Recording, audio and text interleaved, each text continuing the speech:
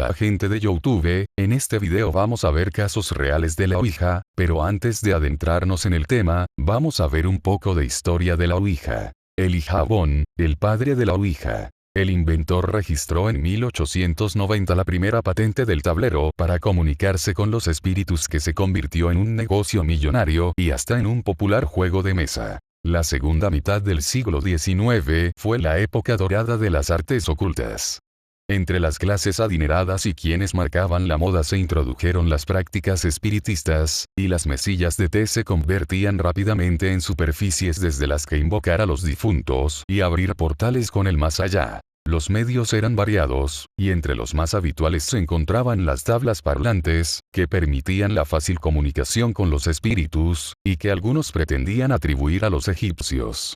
A mediados de siglo, el francés M. Planchette ya había diseñado el primer modelo reconocible, un tablero con un puntero al que se le aplicaba un lápiz que escribía las respuestas al deslizarse. Así, no es de extrañar que, en la tierra del derecho de patentes alabado por Lincoln, apareciera un emprendedor que inmediatamente vio la oportunidad de negocio.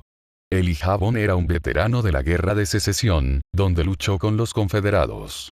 Había nacido en 1847 en Maryland, era masón, y el 28 de mayo de 1890 presentó la primera patente conocida de lo que pronto sería universalmente conocido como Ouija. No está claro el origen del nombre. La explicación más extendida, que sería la unión de las formas francesa y alemana de decir sí, tiene sin embargo muchos detractores, patente que le fue concedida el 10 de febrero de 1891. Empezamos con los casos reales. Número 5. El caso de Jennifer Lynn Springman. Existen historias que hasta el más escéptico pueden llegar a convertirlo en creyente.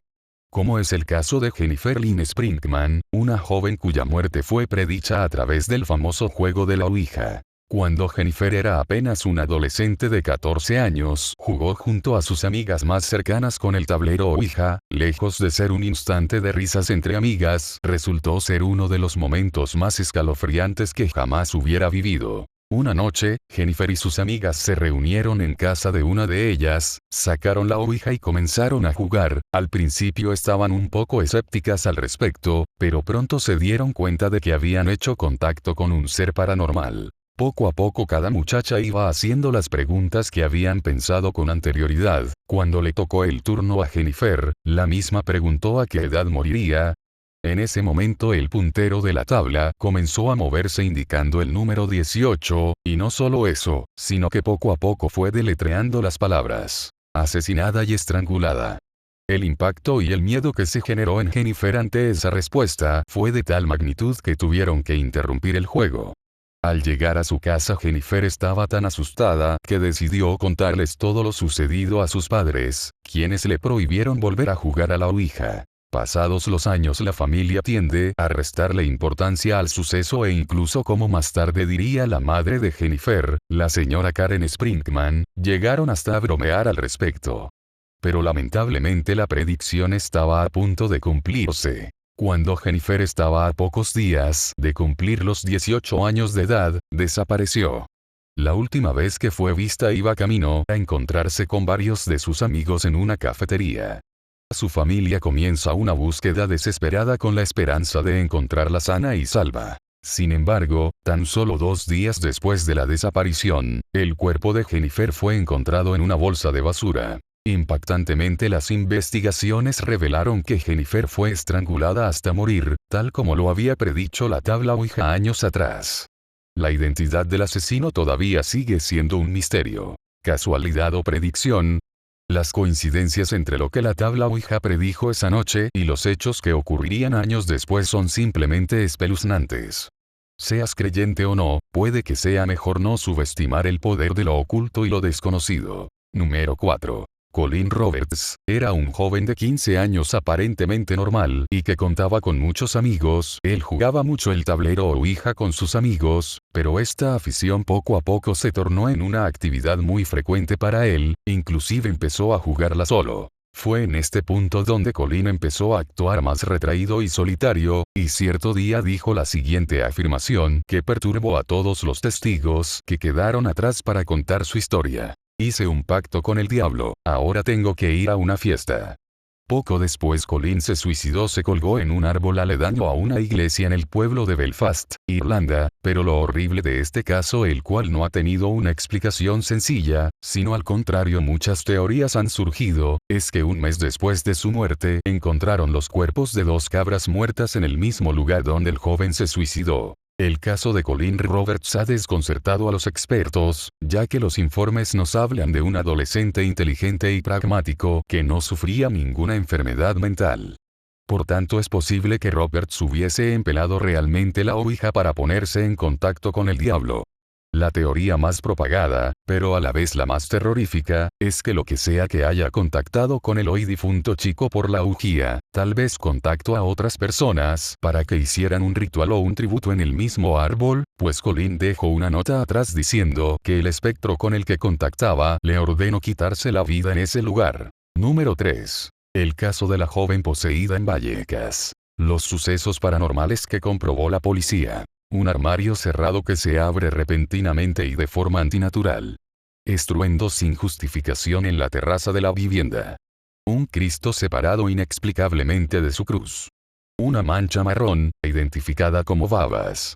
Estos son algunos de los sucesos paranormales que la Policía Nacional, en noviembre de 1992, redactó en el parte de su visita a la casa de la familia de Estefanía Gutiérrez Lázaro, la joven de Vallecas que falleció en extrañas circunstancias tras jugar a la ouija con sus amigas. La historia, relativamente reciente, con pruebas y testigos disponibles, alcanza por su contexto una dimensión superior en su significado.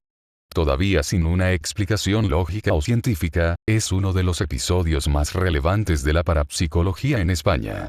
Sucedió en la calle Luis Marín, en la popular barriada madrileña, y su consideración ha llamado la atención de diversos expertos en la materia. Igualmente, el tema ha sido tratado en famosos programas televisivos sobre lo oculto y lo desconocido, incluso con la participación de sus padres. Según se ha narrado, el origen del misterioso suceso remite al inicio de la década de los 90, cuando Estefanía, de 18 años, comienza a interesarse por el mundo del ocultismo.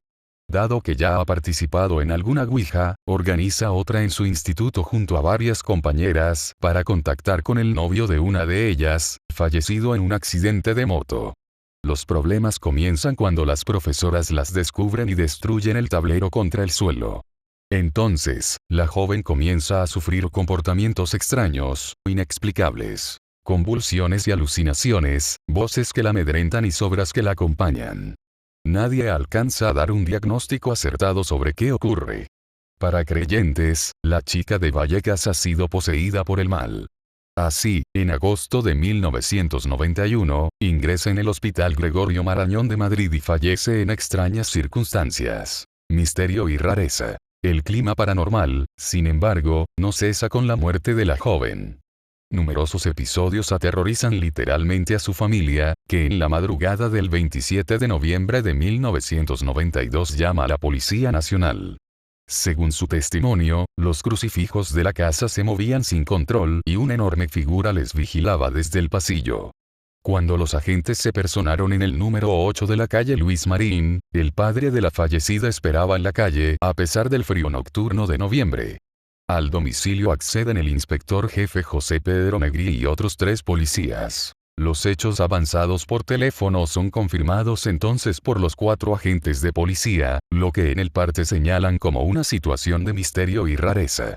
Según recoge el escrito, reproducido y anexo a continuación, cuando están sentados junto a la familia, pudieron oír y observar como una puerta de un armario perfectamente cerrada, cosa que comprobaron después, se abrió de forma súbita y totalmente antinatural. Así se desencadenó una serie de sospechas serias. Y avanza. No habían salido de la sorpresa y comentando la misma, se produjo un fuerte ruido en la terraza donde pudieron comprobar que no había nadie. Tales sospechas, por tanto, aumentaron y se reforzaron, hasta confirmarse definitivamente. Momentos después pudieron percatarse y observar cómo en la mesita que sostenía el teléfono y, concretamente, en un mantelito, apareció una mancha de color marrón consistente identificada como babas. No solo eso, en su ronda por las habitaciones de la casa observaron un crucifijo en el que el Cristo estaba separado de la cruz, al tiempo que el póster sobre el que se ubicaba contenía las huellas de un arañazo. Número 2. Universidad Benedictina de Chicago. En el campus hay muchas historias sobre eventos derivados del juego de la Ouija, pero el más famoso es sin lugar a dudas el caso de unos estudiantes que se atrevieron a jugar encima de las lápidas del cementerio del campus. Posteriormente un estudiante empezó a convulsionar y mostrar comportamiento agresivo contra sus amigos. Los chicos no tuvieron otra opción más que llamar a los guardias, los cuales lograron calmar y sedar al estudiante. Al otro día el muchacho no hablaba, y mientras se llevaba a cabo un tribunal para definir la situación del alumno, el joven se encontraba mirando por la ventana, en silencio, mientras que del otro lado, había un enjambre gigante de moscas que intentaban ingresar desesperadamente a la habitación. Número 1. En el año 2000, un grupo de 7 alumnos se reunieron para jugar a la Ouija por primera vez en una clase de su universidad. Una de las chicas preguntó a la tabla a qué edad moriría y la causa. La respuesta: moriría de anorexia a los 31 años. La joven rompió en llanto por tal impacto y confesó a sus amigos que desde hace años sufría bulimia y anorexia. Pasaron los años y los ex compañeros se enteraron que la chica, efectivamente, falleció a los 31 años de edad por un paro cardiorrespiratorio, como consecuencia de constantes vómitos, falta de potasio y anemia aguda. ¿Y ustedes se atreverían a jugar la Ouija? Si les gustó el video regálenme un me gusta, y suscríbanse, nos vemos en el próximo video.